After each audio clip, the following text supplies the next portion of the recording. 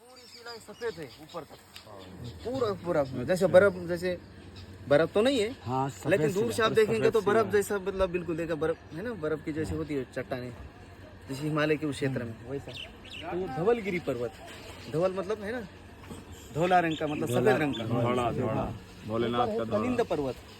और ये दाहिनी बाजू में हमारे वहाँ से यमुना नदी प्रवाहित होती है कलिंद पर्वत से। यमुना जी का एक नाम है कालिंदी, आप ग्रंथ पढ़ेंगे तो कलिंद पर्वत से उसका उद्गम होने की वजह से क्या हो गई हो, उसका नाम है कालिंदी। तो ये कलिंद पर्वत है ऊपर, इधर ये रोहिताचल पर्वत बताया जाता है। इधर आपको यहाँ से ध्वजा दिख रही है द्रोणी में, इसके जो ऊपर का क्षेत्र है ये चंदन वन है। अच्छा, हाँ, जहाँ हम लोगों का पड़ाव है वो तपोवन का क्षेत्र है। अच्छा, नर नारायण भगवान जहाँ तप करते हैं ना, वो तपोवन का क्षेत्र है। इधर पीछे इस साइड में वो मालती वन है। गंगा जी यहाँ अलकनंदा जी प्रवाहित होते होते देव सरोवर में आती है, और वहीं से गंगा जी और जमुना जी की दोनों धारा प्रवाहित होकर मंदिर की ओर नीचे जाती है। पहले सारी ये धारा बहा करती थी, यहाँ से ढेर सारे झरने यहाँ से निकला करते थे। लेकिन जैसे जैसे समय बीतता गया, लोगों में भौतिकता बढ़ती गई, अपनी संस्कृति के प्रति, आध्यात्म के प्रति लोगों की रुचि कम होती गई। इन धाम ने क्या किया, अपना जो आध्यात्मिक जो दिव्य रूप है, धीरे धीरे नास्तिक पापी लोगों के लिए इसने क्या किया, अपना जो दिव्य स्वरूप छिपाना चालू किया। आज भी अगर किसी के अंदर वो शुद्ध भक्ति भाव है तो वो दिव्य वो रूप उसको देखने को मिलेगा। समझ में आ रहे? आज भी वो दिव्य रूप यहाँ देखने को मिले। बस क्या हो गया, हमें मोतियाबिंद या हमारी आंखें फूट गई है, क्योंकि हमें क्या चाहिए, हाय पैसा, हाय ये सब चीजें, बस इसी के पीछे पड़े।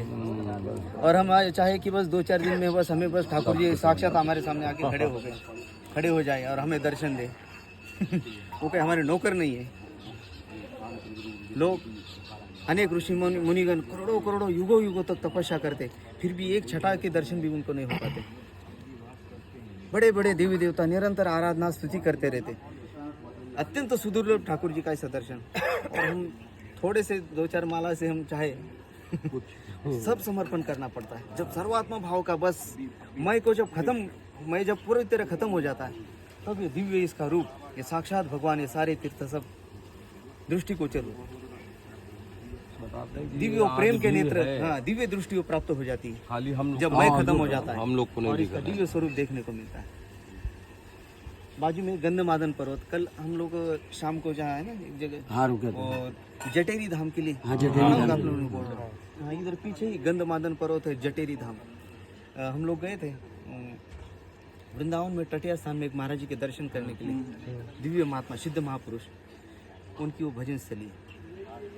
जब वहाँ बहुत ज़्यादा चहचहाट बढ़ती है, लोगों का आवागमन, लोग बहुत ज़्यादा आने लगते हैं। अब हम लोग भी, कई लोग ऐसा जब ज़्यादा पड़ता है तो महाराज जी जब लगता है कि उनका अपनी साधना में डिस्टर्ब हो रहा है, वो सब छोड़ देते हैं और यही गंधमादन पर्वत की तलहटी में एकदम सघन जन, इतनी शांति, कोई रेडिएशन, मतलब मोबाइल ही नहीं, उधर कुछ काम नहीं करता। और द्रोणी पर्वतों की उसमें कुटिया वगैरह है उनकी, घास फूस, उसी में भजन करते एकांत अपनी। राधे राधे। या अनेक गुफाएं भी उस साइड में, अनेक दिव्य महात्मागण इधर भजन करते हैं। और ऐसे इतना ही नहीं कि अभी वर्तमान में यहाँ भजन करते हैं, पिछले कई 500, 600, हजारों साल जिनकी उम्र, ऐसे महात्मा गुप्त रूप से यहाँ भजन करते हैं। वो कोई विरला उनके दर्शन कर पाए, जिसके ऊपर ठाकुर जी की कृपा है। तो आज भी यहाँ दिव्य शक्तियाँ आवाज़ करती हैं, दिव्य अनेक ऋषि मुनिगण आवाज़ करते हैं। किसी सद्भाग्यशाली को उनके दर्शन होते हैं।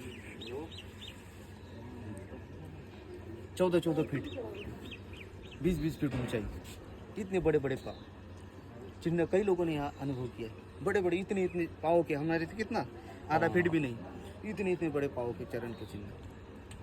ऐसी दिव्य भूमि है। भले हमको अब है ना ऊपर से ऐसा, क्योंकि हमारी आंखें फूट चुकी है बिल्कुल, तो हमें इसका ये स्वरूप दिख रहा है, लेकिन ये बहुत ही दिव्य स्थान है। या अगर भक्ति भाव के साथ अगर कोई वास करे, दर्शन करे, तो उसको कुछ ना कुछ दिव्य अनुभूति यहाँ वो ठाकुर जी उसको कराते हैं। हम आगे बढ़ेंगे, हाँ, देव सरोवर बढ़ो आते इस